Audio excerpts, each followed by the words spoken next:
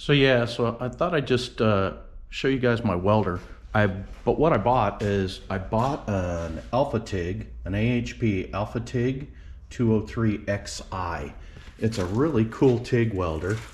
It's got a full digital display and it's got an auto set. It does AC and DC TIG, so you can weld aluminum with it. Straight I turn it on so you can kind of get a good look at the screen. Although you gotta listen to the fan.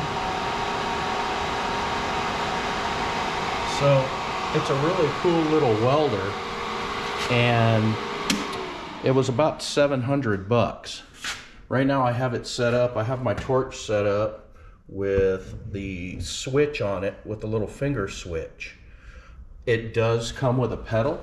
It does come with a pedal. I have the pedal sitting right here, and I have welded a little bit with the pedal. And I just thought I would put the switch on it and see how the switch works. I just put this number 10 cup and kind of broke away from you know using the standard cups. This isn't an expensive one. This is just a ceramic number 10 cup.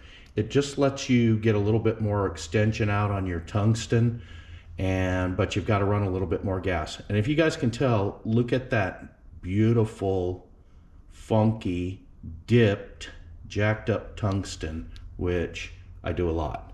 So that one needs to be pulled and reground. These are about what my welds kind of look like, which if you came here to learn how to TIG weld, you're on the wrong channel. I'm just starting out TIG welding. As you can see, the heat signature in this thing is crazy big, but it is thin. This is like car sheet metal. I don't know what I cut this out of, but I took a piece and welded a piece to the side of it, and at the end I blew it out. But like I said, I'm just trying to teach myself, you know. I'm just teaching myself how to TIG weld, watching videos.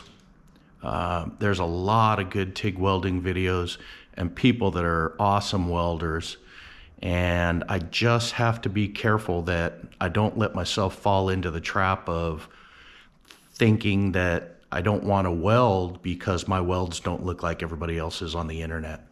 So thanks guys, have a good day.